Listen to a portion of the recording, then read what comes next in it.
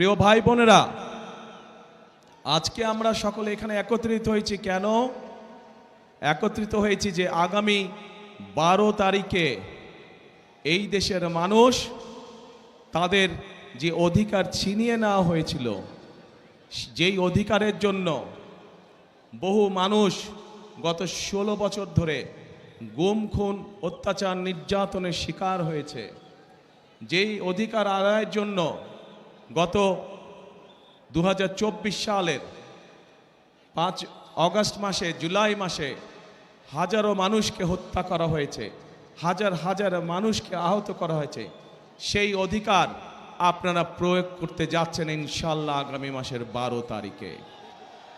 কি সেই অধিকার? কি সেই অধিকার? ভোটের অধিকার। কেন এই ভোটের অধিকার দরকার? এই ভোটের অধিকার দরকার কারণ আমরা চাই এই দেশের মালিক যে জনগণ, সেই জনগণের ইচ্ছা মতন যাতে আগামী দিন এই দেশ সামনে চলতে পারে, সেই ইচ্ছার প্রতিফলন বা বাস্তবায়ন যাতে হতে পারে, সেই জন্যই দরকার ভোটের অধিকার। মানুষের কথা বলার অধিকার, মানুষের ন্যায্য অধিকার যাতে প্রতিষ্ঠিত হতে পারে, সেজন্যই দরকার ভোটের অধিকার।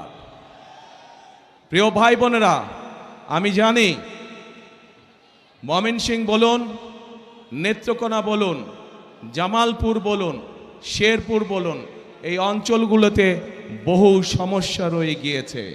নদী ভাঙন সমস্যা আছে, কর্মসংস্থানের সমস্যা রয়ে গিয়েছে, বিভিন্ন জেলাতে, বিভিন্ন উপজেলাতে ব্রিজ, স্কুল, কলেজ নির্মাণ, রাস্তাঘাট, কালভার্ট, এগুলোর সমস্যা রয়ে গিয়েছে, যেগুলো বিগত 1 যুগেরও বেশি সময় ধরে সংস্কার বা নতুন করে করা প্রয়োজন ছিল, কিন্তু কোনো কাজ হয়নি। হয়েছিল? হয়নি। কারণ ওই যে বললাম, ভোটের অধিকার ছিল না। যদি ভোটের অধিকার থাকতো তাহলে জনগণের সমস্যার সমাধান হতো। যেহেতু ভোটের অধিকার ছিল না, যেহেতু দেশে নিশিরাতের নির্বাচন অনুষ্ঠিত হয়েছিল, তথাকথিত নির্বাচন, যেহেতু দেশে আমির আমির নির্বাচন অনুষ্ঠিত হয়েছিল, সেখানে সত্যিকারের জনগণের প্রতিনিধি ছিল না। তাই দেশের যুবক সমাজের জন্য কর্মসংস্থানের ব্যবস্থা তৈরি করা হয় নাই। তাই এলাকার মা বোনদের সমস্যার নিরাপত্তা নিশ্চিত করা হয় নাই। তাই শিক্ষা ব্যবস্থাগুলোতে সঠিকভাবে শিক্ষক প্রেরণ করা হয় নাই। তাই উপজেলা হাসপাতালে বলুন অথবা ডিস্ট্রিক্ট হাসপাতালে বলুন না কেন, সেখানেও সঠিকভাবে ওষুধপত্র, ডাক্তার সরবরাহ করা হয় নাই। প্রিয় ভাই বোনেরা, বাংলাদেশের মানুষ কি চায়? বাংলাদেশের মানুষ চায়, একজন অভিভাবক হিসাবে একজন অভিভাবক চায় তার সন্তান যাতে সুশিক্ষা বা সঠিকভাবে শিক্ষা পায়, তাই তো নাকি?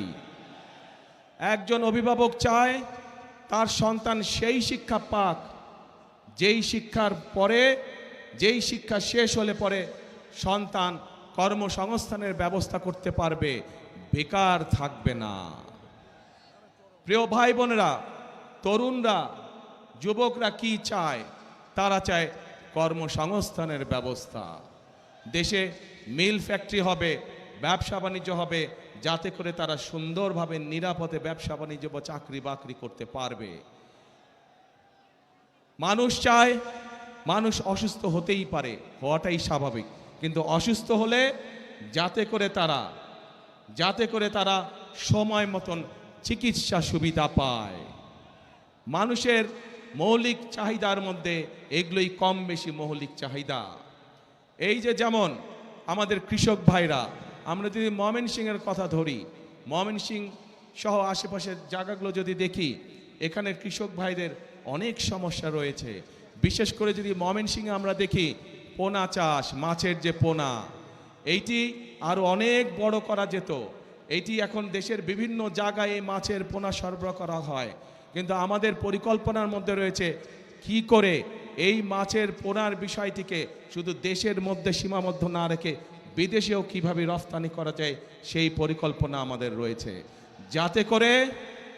যাতে করে কর্মসংস্থানের সুযোগ তৈরি হয়, যাতে করে এই এলাকার মানুষ শুধু একটি নয়, এরকম আরও প্রতিষ্ঠান তৈরি করার মাধ্যমে আরও মানুষকে কর্মসংস্থানের ব্যবস্থা করা যায়। প্রিয় ভাই বোনেরা, আপনাদের নিশ্চয়ই মনে আছে দেশনেত্রী খালেদা জিয়ার সময় এই দেশের মেয়েদের জন্য, এই যে আমার সামনে বহু মা বোনেরা এখানে সামনে রয়েছেন, এই দেশের মা বোনদেরকে শিক্ষা দেওয়ার জন্য মেয়েদের শিক্ষা ব্যবস্থাকে ক্লাস 1 থেকে ক্লাস 12 পর্যন্ত ফ্রি করা হয়েছিল। মনে আছে আপনাদের? প্রিয় ভাই বোনেরা, সেই মা বোনরা শিক্ষিত হয়েছে। আজকে যদি যে কোনো স্কুল কলেজ বিশ্ববিদ্যালয়ে আমরা যাই, আমরা দেখব যে ছেলেদের পাশাপাশি সমান সংখ্যক মেয়েরা লেখাপড়া করছে। আজকে আমরা যদি সমগ্র বাংলাদেশের জনসংখ্যা দেখি, আমরা দেখব যে সমগ্র জনসংখ্যার অর্ধেকের মতন হচ্ছে নারী। কিন্তু এই আমরা যদি দেশকে সামনে এগিয়ে নিয়ে যেতে চাই, তাহলে এত বৃহৎ জনগোষ্ঠী অর্থাৎ অর্ধেক জনগোষ্ঠীকে পেছনে রেখে আমরা কোনোভাবেই দেশকে সামনে এগিয়ে নিয়ে যেতে পারবো না।